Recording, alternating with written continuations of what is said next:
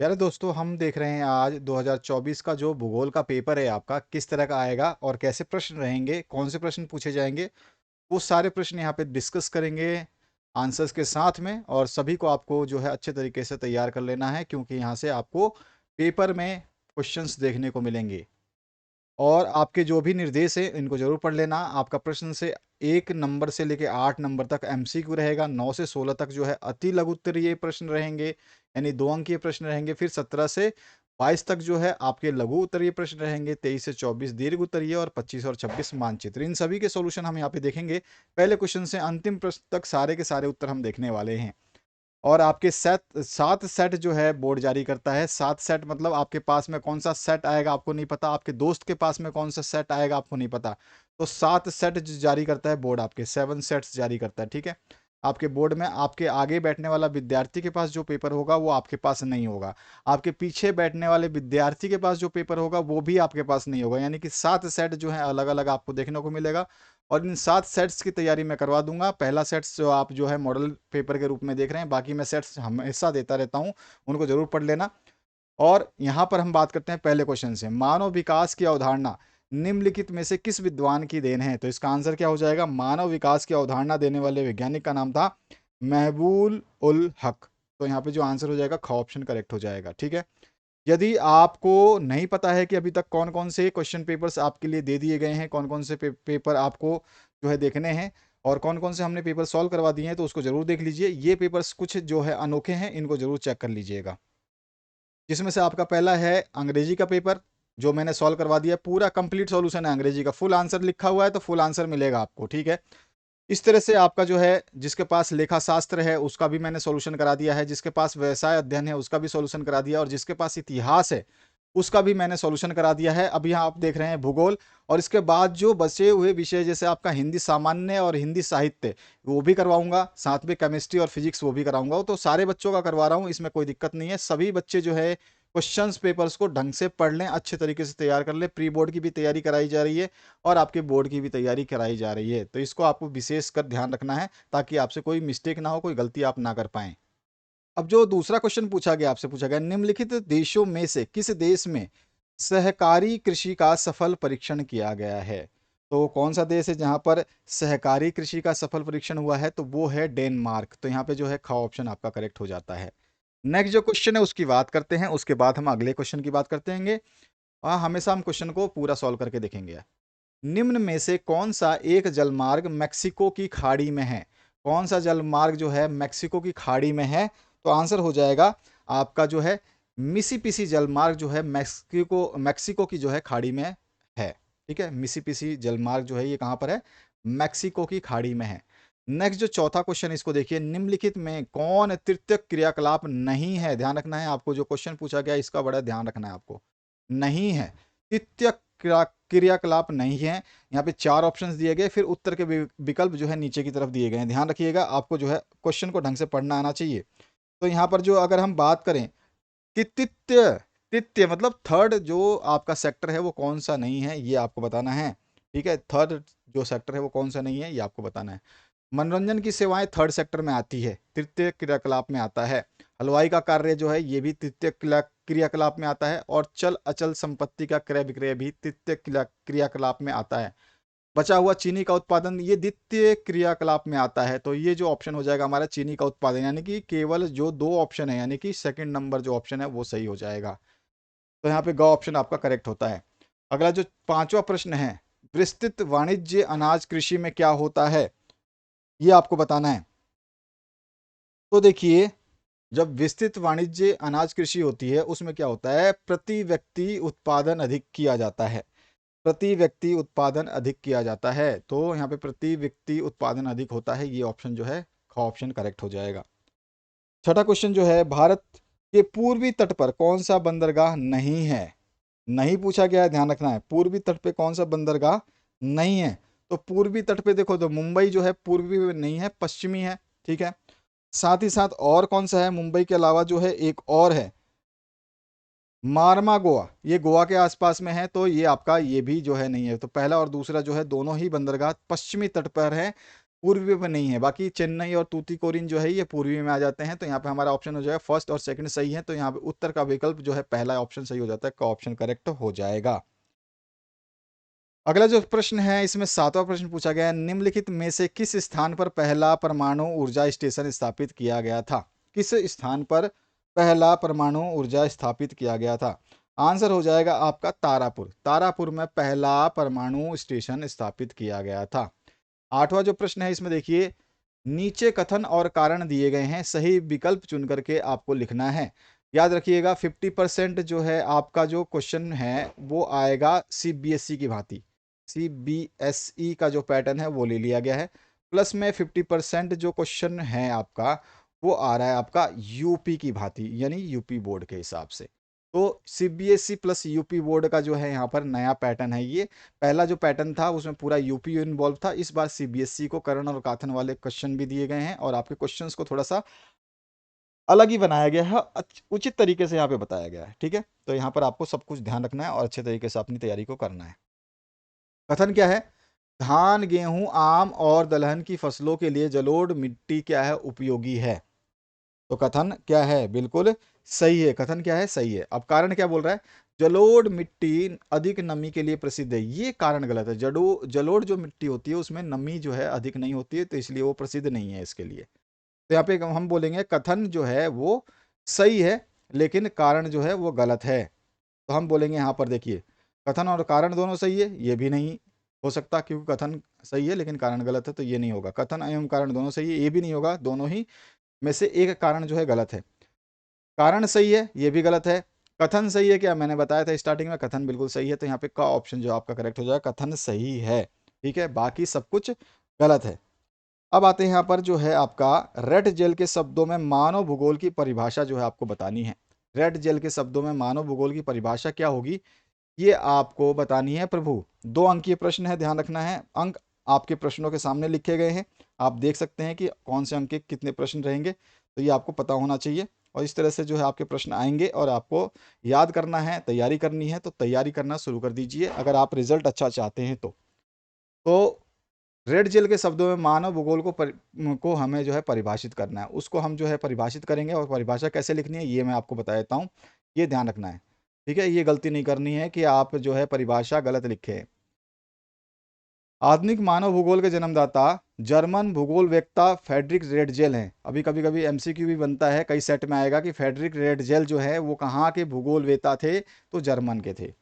तो इनके अनुसार जो है मानव भूगोल मानव समाजों और धरातल के बीच संबंधों का विश्लेषण अध्ययन है। बस अगर आप ये इतना लिख देते हैं तो आपका काम खत्म हो जाता है। बाकी आप आगे लिखना चाहें तो मैंने थोड़ा आपको नॉलेज दिया है। रेडजेल ने यह परिभाषा जो अपनी पुस्तक एंथ्रोपोजियोग्राफी में दी है। ठीक है, तो आपको ये भी पूछ लेगा कि मानव भूगोल की परिभाषा रेड जेल के अनुसार किस पुस्तक में दी गई है, तो ये भी आपको पता होना चाहिए।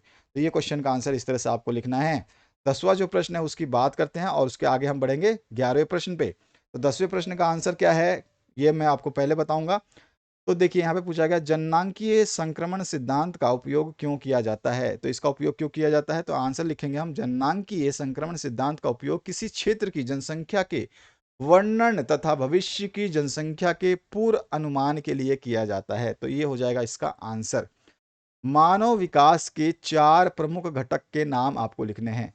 तो मानव विकास के प्रमुख 4 जो घटक है उसमें आता है समता, सतत पोषणीयता, उत्पादकता और सशक्तिकरण। तो ये इसका आंसर हो जाएगा। अगला जो प्रश्न है उसकी बात करते हैं। अगले प्रश्न में पूछा गया पंचम क्रियाकलाप क्या होता है। पंचम क्रियाकलाप क्या होता है? नवीन और वर्तमान विचारों की रचना, पूर्ण गठन और व्याख्या पर केंद्रित क्रियाकलापों तथा या अथवा सेवाओं को जो है पंचम क्रियाकलाप कहते हैं। तो यहाँ पर जो है थोड़ा सा ये मिस्टेक है, क्रियाकलाप कहते हैं, ये आपका आंसर हो जाएगा। अगला जो 13वां प्रश्न है इसकी बात करते हैं। 13वें प्रश्न में क्या पूछा गया है? आर्थिक दृष्टि से भारत की जनसंख्या को कितने भागों में बांटा गया है? आर्थिक दृष्टि से आपको बताना है। तो आर्थिक दृष्टि से जो जनसंख्या को है ना 3 स्तरों में या 3 भागों में बांटा गया है। पहला है मुख्य श्रमिक, दूसरा है सीमांत श्रमिक और तीसरा है अश्रमिक, जिनके पास बिल्कुल ही रोजगार नहीं है। इसका जो नेक्स्ट क्वेश्चन है इसमें पूछा गया आपसे, दक्षिण भारतीय राज्यों में से किस राज्य में भौम जल का उपयोग कुल भूमि जल संभाव्य से अधिक है? मतलब जो भी कुल भूमि है उससे अधिक है, और साथ ही साथ इसके दो कारण आपको बताने हैं। तो पहला जो हम इसका आंसर लिख देंगे ये हो जाएगा तमिलनाडु में, ठीक है। दक्षिण भारतीय कौन सा राज्य है वो, तमिलनाडु में जो है भौम जल का उपयोग कुल भूमि जल संचयन से अधिक है। इसका कारण क्या है, चावल की कृषि के लिए अधिक जल की आवश्यकता, और दूसरा कारण जो है हरित क्रांति का प्रभाव, ठीक है। तो दो कारण आप इसमें लिख देंगे, तो 1+1 2 नंबर मिल जाएगा। अगला जो 15वां प्रश्न है इसमें पूछा गया परिक्षिप्त यानी कि एकाकी बस्तियां किस प्रकार की होती हैं, ये भारत के किन राज्यों में पाई जाती हैं, ये भी बताना है। पहले बताना है आपको बस्तियां किस प्रकार की होती है। इस प्रकार की बस्ती में 8-10 घरों से बनी छोटी छोटी पल्लियां एक बड़े क्षेत्र पर दूर दूर बिखरी होती हैं। ये बस्तियां सुदूर वन क्षेत्रों में अथवा छोटी पहाड़ी के ढालों पर अव्यवस्थित खेतों अथवा चारागाहों में एकाकी रूप में जो है मिलती है। साथ ही साथ हम बताएंगे ये भारत के किन राज्यों में पाई जाती है, ये भी बताएंगे, और बाकी अगर आप और लिखना चाहें तो और भी लिख सकते हैं। ये बस्तियां जो है प्रमुख रूप से जो है भारत के मेघालय, उत्तराखंड, हिमाचल प्रदेश तथा केरल राज्य के अनेक भागों में जो है मिलती हैं। 16वां प्रश्न देखिए, इसमें क्या पूछा गया है, धात्विक खनिज एवं अधात्विक खनिज में कोई दो अंतर आपको लिखना है, धात्विक में और अधात्विक में। पहले धात्विक बता दीजिए। धात्विक खनिज वे धातु खनिज हैं जो कच्चे रूप में हमारे होती हैं, और अधात्विक खनिज में जो है धातु नहीं होती है, ठीक है। इसमें क्या होती है, अधात्विक मतलब इसमें धातु नहीं होगी। साथ ही साथ अगर मैं बात करूं धात्विक खनिज क्या होता है, धात्विक खनिज के उदाहरण जो है वो कौन से हैं, अयस्क है, बॉक्साइट है, मैंगनीज है। और अधात्विक खनिज के उदाहरण जो है वो चूना, पत्थर, अभ्रक और जिप्सम है। तो आपको धात्विक बता देना है, धात्विक जो है कच्चे रूप में मिलती है, अधात्विक जो है इसमें धातु नहीं होता है, और दूसरा उदाहरण दोनों लिख देने हैं। चाहे तो आप एक साथ में लिख सकते हैं उदाहरण को। इसके बाद जो है लघु उत्तरीय प्रश्न, जो 4 अंक के प्रश्न है, 2 नंबर के बाद सीधे 4 अंक, और 4 के बाद में सीधे 6 अंक के प्रश्न जो है आपसे पूछे जाएंगे। और मानचित्र संबंधी जो प्रश्न होंगे वो 5 अंक के होंगे। तो चलिए आगे बढ़ते हैं हम। विश्व की 90% जनसंख्या केवल 10% क्षेत्र में निवास करती है, कारण लिखिए। यानी कि 90% विश्व में जितनी भी जनसंख्या है वो केवल मात्र 10% हिस्से में रहती है। बाकी हिस्से में क्यों नहीं रहती, तो बाकी हिस्से में जो है समुद्र है, और बंजर भूमि है, रेगिस्तान है, ठीक है। उसके अलावा जो है पहाड़ है, पर्वत है, और जो आपके भूकंप पीड़ित प्रभावित देश हैं, जगह है वो भी हैं, ज्वालामुखी प्रदेश है वो भी हैं। तो ये सारी तो रीज़न होगा कि भैया ये सारी चीज़ें वहाँ पर है। लेकिन इसका कारण क्या है कि 10% क्षेत्र पर निवास करती है, बाकी जगहों पे क्यों नहीं करती है। तो इसका आंसर हम जो है बताएंगे कुछ भौगोलिक कारणों के अनुसार। तो यहाँ पे जो हो जाएगा, विश्व की 90% जनसंख्या केवल 10% क्षेत्र में निवास करती है, इसका निम्न कारण है। जिसमें भौगोलिक कारक हो जाता है, जिसमें जल, हमारे को जल चाहिए भैया मनुष्य को जीने के लिए। भू आकृति हमारी जो है सामान्य होनी चाहिए, जिसमें हम फसल का उत्पादन कर सके। जलवायु जो है हमारे लिए उत्तम होती है। जलवायु अगर खराब होती है तो जानते हो, अब तो स्कूलें भी बंद होने लग गई हैं कई जगह, कई सरकारों ने स्कूलें बंद कर दी हैं क्योंकि जलवायु खराब हो चुकी है। सर्दी में अभी जो सर्दी ढंग से शुरू भी नहीं हुई है, उससे पहले जो है धुंध का एक साया दिखाई दे रहा है, जो कि धुंध ना होकर के धुआं है। तो इस वजह से जो है जलवायु बहुत ज़्यादा इंपॉर्टेंट है मानव के रहने के लिए। इसलिए विश्व की जनसंख्या उन जगहों पर निवास करती है जहाँ पर जो अच्छी चीज़ें मिल सके, जल की उपलब्धता हो सके, और भूमि उपलब्ध हो अच्छी, जलवायु उपलब्ध हो अच्छी, और मृदा यानी कि जिसमें हम फसल उगा करके खाएंगे तो वो भी उपलब्ध होनी चाहिए। उसके अलावा ये तो भौगोलिक कारक है, 4 अंकीय प्रश्न है, तो 2-3 कारक तो हमें बताने पड़ेंगे। भौगोलिक कारक के अलावा जो है आप दूसरा कारक जो बता सकते हैं वो हो जाएगा आपका आर्थिक कारक। आर्थिक कारक में जो खनिज पदार्थों की उपलब्धता, यानी खनिज पदार्थ कहाँ पर है वहाँ पर जनसंख्या जो है ज़्यादा से ज़्यादा निवास करना चाहेगी। नगरीकरण यानी कि उत्तम सुविधाएं जो है लोगों को चाहिए, और साथ ही साथ औद्योगिकरण यानी कि कमाने के लिए पैसा भी भैया हमको चाहिए, ठीक है। तो ये भी इसका एक कारण है। और एक है आपका सामाजिक कारण, जिसको हम यहाँ पे लिख सकते हैं, तो सामाजिक कारण को भी आप बता देंगे। तो सामाजिक और सांस्कृतिक कारण भी इसमें जो है महत्व रखता है। तो ये होता है आपका जो है आंसर कंप्लीट। अगला जो 4 अंकीय प्रश्न है जिसकी बात करें, ऋणात्मक भुगतान संतुलन का होना किसी देश के लिए क्यों हानिकारक होता है। तो यहाँ पर जो इसका आंसर हम लिख सकते हैं, ऋणात्मक भुगतान संतुलन का होना किसी देश के लिए हानिकारक इसलिए होगा क्योंकि एक ऋणात्मक संतुलन का अर्थ होता है कि किसी देश में किसी प्रकार के वस्तु के क्रय पर उससे अधिक व्यय किया जा रहा है। यानी कि किसी चीज को हम खरीद रहे हैं, ठीक है, और उसका जो मूल्य है उससे अधिक जो हम उसके ऊपर व्यय कर रहे हैं, तो ये जो है ऋणात्मक भुगतान होता है, ठीक है। और इसी को हमने थोड़ा समझाया, वो 4 अंक में आपको इतना लिखना होगा। अगला जो प्रश्न है उसकी बात करते हैं, बाजारीय कृषि नगरीय कृषि क्षेत्रों के समीप क्यों की जाती है। तो इसके रीजंस आप बता सकते हैं। बाजारीय कृषि जो है ये क्या होती है, कृषि शहरी क्षेत्रों में ग्रामीण क्षेत्रों के अपेक्षाकृत जो है ज़्यादा मांग के लिए की जाती है, ठीक है।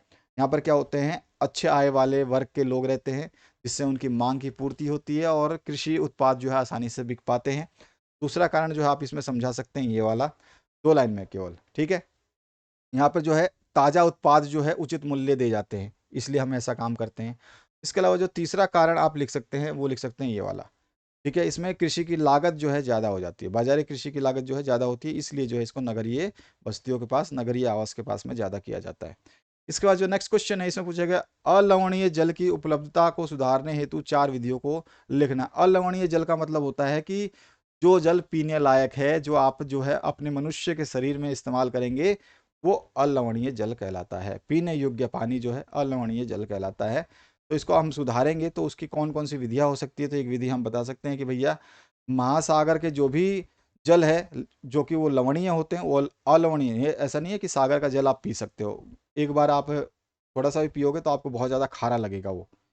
तो जो लोग जो है अगर समुद्र के किनारे गए हुए हैं तो उनको पता होगा कि लवणीय जल होता है वो, उसमें बहुत ज़्यादा लवण की मात्रा होती है।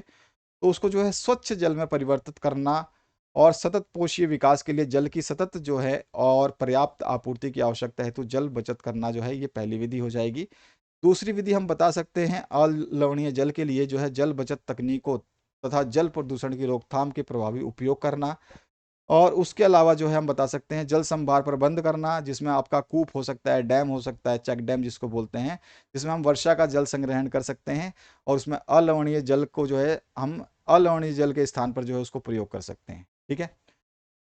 मतलब हमारे को पीने के अलावा तो भाई और भी जल जरूरत पड़ती है ना, तो हम कैसे उनको बचाएंगे, तो हमारा क्या हो जाएगा ऑप्शन कि हम जो वर्षा के जल हैं और जो भी है उनको चेक डैम से जो है उसको उपयोग करेंगे और उसको हमारे पीने के पानी की जगह उपयोग कर लेंगे। और इसमें चौथा हम लिख सकते हैं इसमें भी कि वर्षा का जो आपका जल है उनको छतों से एकत्रित कर लेंगे, ताकि आने वाले समय में हमको पीने वाले पानी को जरूरत ना पड़े, कपड़े धोने के लिए, बर्तन धोने के लिए या खाना बनाने के लिए, तो हम अलवणीय जल से जो है उसका उपयोग कर सकते हैं। तो इस तरह से आपका आंसर हो जाएगा। 4 पॉइंट में 4 अंक मिल जाएंगे आपको। ऊर्जा के अपरंपरारिक स्रोत कौन से हैं, और दो, किन्हीं दो के विषय में आपको लिखना है, तो कोई भी दो आपको लिख देना है। जैसे कि मैं पहले बताऊं ऊर्जा के अपरंपरारिक दो सूत्र कौन कौन से हैं, तो दो है आपके पारंपरिक और गैर पारंपरिक ऊर्जा स्रोत। अब इसमें जो है आपको बताना है कि दो विषय के बारे में, तो दो विषय कौन कौन से हो सकते हैं। तो पहला विषय जो है मैं बताऊंगा, आप जो है पारंपरिक जो ऊर्जा स्रोत है उसके बारे में थोड़ा सा समझा देंगे, और गैर पारंपरिक है उसके बारे में थोड़ा सा बता देंगे, क्योंकि 4 अंक की प्रश्न है तो थोड़ा सा आपको तो मेहनत करनी पड़ेगी। इसके अलावा जो है इसमें कौन-कौन से आते हैं ये हम बता देंगे। साथ ही साथ जो है इसके अलावा हमें जो 2 का हमें विश्लेषण करना है, तो उसमें जो हम बता सकते हैं। तो 2 का विश्लेषण करते हुए जो आपको कम ज़्यादा करना है तो आप कर सकते हैं। एक तो आपका हो जाएगा ज्वारीय शक्ति या ज्वारीय ऊर्जा, ठीक है? और दूसरा जो हो जाएगा, वो हो जाएगा आपका तरंग ऊर्जा, ठीक है? तो ये 2 आपको ऊर्जा का व्याख्या कर देना है। मैंने अपने हिसाब से ये 2 दिए हैं, आप चाहें तो चेंज कर सकते हैं।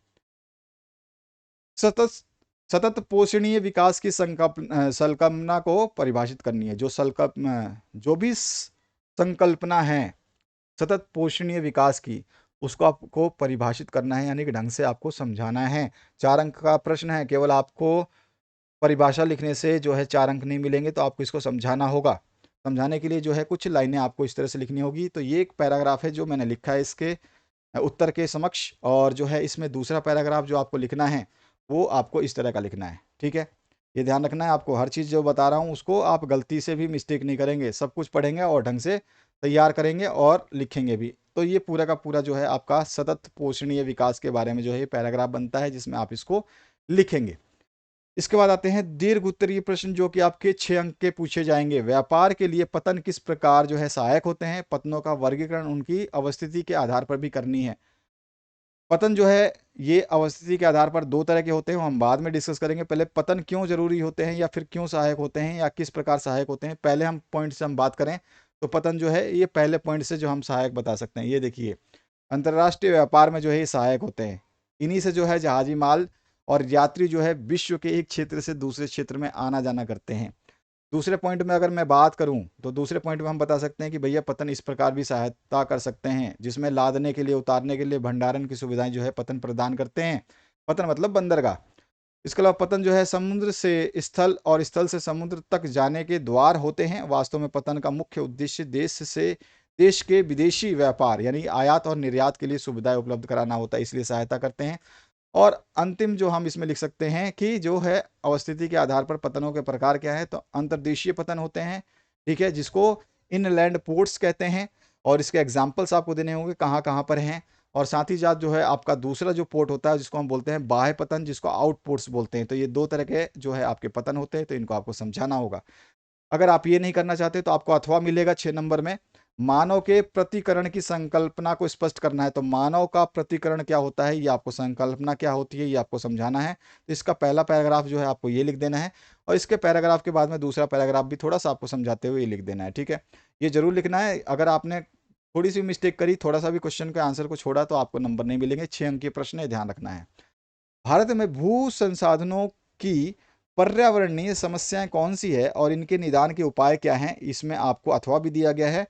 भारत में किन महत्वपूर्ण वस्तुओं का आयात निर्यात किया जाता है, सॉरी आयात किया जाता है, निर्यात नहीं, आयात किया जाता है, निर्यात भी पूछ सकता है। और भारत के अंतर्राष्ट्रीय व्यापार की बदलती प्रकृति का वर्णन करना है। सबसे पहले भारत में भू संसाधनों के पर्यावरणीय समस्याएं बतानी है और निदान भी बताना है। तो पर्यावरणीय समस्याएं कौन कौन सी हो सकती हैं वो बता देते हैं। तो इसमें देखो ये जो है पर्यावरणीय समस्याएं हैं, जिसमें आपका मृदा की जो उर्वरकता है वो कम हो रही है। पहली समस्या तो ये हो जाती है। दूसरी समस्या आप बता देंगे मृदा का अपरदन। तीसरी समस्या आप और बता देंगे इसमें लवणता, मृदा क्षारकता और जल जल क्रांतता, ठीक है। और इसके अलावा जो आपका नेक्स्ट जो समस्या बताएंगे, मृदा परिच्छेदिका में जहरीले तत्वों का जमाव। अगर आप पढ़ेंगे ना इनको, आपको सब कुछ याद हो जाएगा। इसके निवारण के उपाय जो हमसे पूछे गए हैं वो भी बताना पड़ेगा। तो इन समस्याओं का निदान कैसे कर सकते हैं, तो इसको 3-4 पॉइंटों में बता सकते हैं। पहला पॉइंट आपको ये लिखना होगा, दूसरे पॉइंट में जो है आपको ये वर्ड लिखना होगा, और तीसरे पॉइंट में जो आप लिखेंगे वो तीसरे पॉइंट में आपको ये लिखना होगा। तो इस तरह से जो है आप इसमें सहायता कर सकते हैं। तो 3 अंक यहाँ से मिल जाएंगे, 3 अंक ऊपर वाले आंसर से मिल जाएंगे। अब अथवा पार्ट आता है। भारत में किन महत्वपूर्ण वस्तुओं का आयात किया जाता है, अंतर्राष्ट्रीय व्यापार की बदलती प्रकृति कैसी है, इसको बताना है। तो किन महत्वपूर्ण वस्तुओं का हम आयात करते हैं भारत में, तो हम जो है बता सकते हैं कि जो हम 18-19 में हमने क्या आयात किया था, कितने भाग जो है ईंधन, सबसे ज़्यादा तो पेट्रोलियम और कोयला आयात किया जाता है, ठीक है, भारत में। दूसरा जो हम बता सकते हैं, इसमें बहुमूल्य पत्थर हो सकते हैं, इलेक्ट्रॉनिक वस्तुएं, चांदी और स्वर्ण, ये सभी वस्तुओं का जो है आयात करते हैं। कितना प्रतिशत है ये भी लिखा गया है, प्रतिशत लिखोगे तो एग्जामिनर खुश हो जाता है। नेक्स्ट जो है कौन सी चीज़ आयात करते हैं हम, रसायन, परिवहन उपकरण जो है, मशीनरी के उपकरण, और साथ ही साथ लौह इस्पात, ठीक है, और विद्युत मशीनरी, ये सारे के सारे आयात करने वाली वस्तुएं हैं, जिनके प्रतिशत आपको लिखने होंगे, तब जाके आपको 6 नंबर 3 नंबर मिलेंगे यहाँ पर। बाकी जो हम बात करें तो यहाँ पर अंतर्राष्ट्रीय व्यापार की बदलती प्रकृति कैसी है, उसके बारे में आपको छोटा सा एक पैराग्राफ लिखना होगा कि कैसी प्रकृति है हमारे, हमने जो अंतर्राष्ट्रीय व्यापार में अपनी भूमिका निभाई है वो कैसी है, हम क्या आयात कर रहे हैं, क्या निर्यात कर रहे हैं, कितनी बढ़ोतरी हुई है, कितनी कमी हुई है, ये चीज़ हमें इसमें बताना है। तो इन चीज़ों को बताने के लिए पैराग्राफ लिखेंगे और इसमें आगे ये पैराग्राफ जोड़ देंगे, ठीक है। तो इस तरह से आपका ये कंप्लीट हो जाता है पैराग्राफ। इसके बाद जो नेक्स्ट क्वेश्चन है, इसमें पूछा गया है, दिए गए भारत के मानचित्र में, भारत का मानचित्र की बात कर रहा है, निम्नलिखित को उपयुक्त चिन्हों द्वारा दर्शाइए और उनके नाम भी लिखिए। भारत का सबसे अधिक जनसंख्या वाला राज्य कौन सा है, सबको पता होगा, ठीक है। उसके अलावा जो है आपको बताना क्या है, आपको बताना है पूर्व से पश्चिम प्रवाहित होने वाली एक नदी बतानी है। सबसे पहले अगर क्वेश्चन की बात करूं मैं, भारत का सबसे अधिक जनसंख्या वाला राज्य तो सभी को पता है उत्तर प्रदेश हो जाएगा। पूर्व से पश्चिम प्रवाहित होने वाली एक नदी का नाम, तो पूर्व से जो पश्चिम नदी जो आपकी जाती है, दो ही नदी हैं, एक तापी नदी है और एक नर्मदा नदी है। तो नर्मदा या तापी को दर्शा देना है आपको, मानचित्र में दिखाऊंगा मानचित्र कैसा बनेगा। और मध्य प्रदेश का एक प्रमुख तांबा क्षेत्र जो है उसको बताना है। तो बहुत सारे क्षेत्र हैं, लेकिन मालज खंड जो है वो बालघाट में है, ठीक है, उसको आप दर्शा देंगे, ठीक है। मलाज खंड जो है बालाघाट में है, मध्य प्रदेश में, एमपी में, उसको आप दर्शा देंगे, जिसमें तांबा का प्रमुख उत्पादक क्षेत्र जो है उसको माना जाता है। गुजरात का सबसे बड़ा महानगर कौन सा है, तो वो है अहमदाबाद। और उत्तर प्रदेश का प्रमुख परमाणु शक्ति केंद्र कौन सा है, तो वो है नरोरा, जो कि उत्तर प्रदेश में स्थित है। तो ये पांचों का आंसर देंगे तो आपको जो है ये मिल जाएगा। नाम लिखने का अलग है और उसको मानचित्र में दिखाने का अलग है। तो नाम लिखेंगे तो आधे आधे अंक मिलेंगे, मानचित्र में दिखाएंगे तो आधे आधे अंक मिलेंगे, यानी कि टोटल मिला के आपको 5 अंक यहाँ से मिल जाएंगे, 1 2 3 4 5, ठीक है। तो 5 प्रश्न है, 5 अंक मिलेंगे। और किस तरह से ये आंसर हो जाएगा, तो यहाँ पे दिखा दोगे, नरोरा जो आपका परमाणु केंद्र है, उत्तर प्रदेश जनसंख्या वाला राज्य है। एक बड़ा जो है आपको बताना है महानगर, जो कि आपसे पूछा गया है कि गुजरात का सबसे बड़ा महानगर का नाम है। और मालाज खंड जो मैंने बताए थे मध्य प्रदेश में तांबा का उत्पादक राज्य है। और नर्मदा नदी या तापी नदी को आप दर्शाएंगे तो कुछ इस चिन्ह से दर्शाएंगे। तो इस तरह से आपका भारत में मानचित्र में आपको दर्शाना होगा तो 5 अंक मिल जाएंगे। संसार का मानचित्र आपको लेना है और जो है आपको बोर्ड से ही मिलेगा। उसमें आपको क्या क्या चीज़ें दर्शानी है। तो पहली चीज़ है एशिया का सबसे कम जनसंख्या वाला देश। तो एशिया का सबसे कम जनसंख्या वाला देश जो है, सबसे छोटा देश जो है वो है मालदीव। खूब नाम सुना होगा इस वर्ष तो आपने। ठीक है।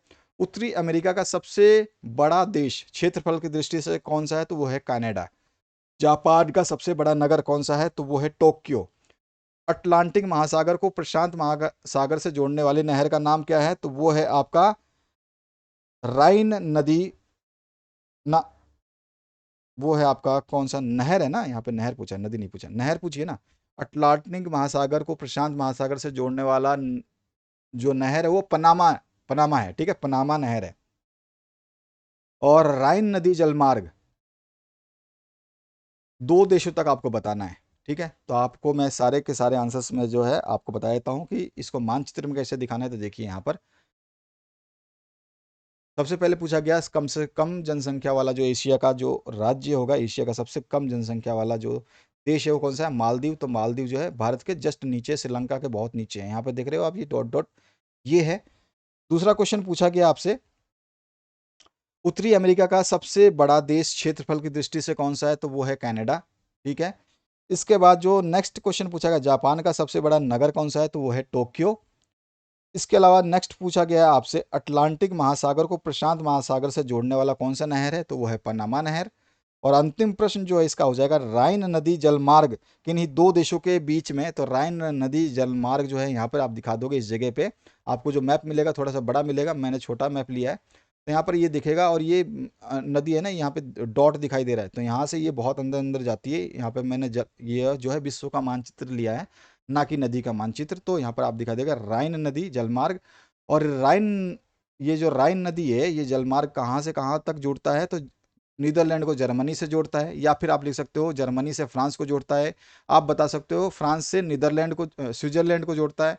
या आप सीधा लिख सकते हो नीदरलैंड से स्विट्जरलैंड को जोड़ सकता है। आप बता सकते हो जर्मनी से स्विट्जरलैंड को जोड़ता है। या आप बोल सकते हो फ्रांस से स्विट्जरलैंड को जोड़ सकता है। साथ ही साथ जो है आप इसके अलावा बता सकते हो जो कि बेल्जियम है।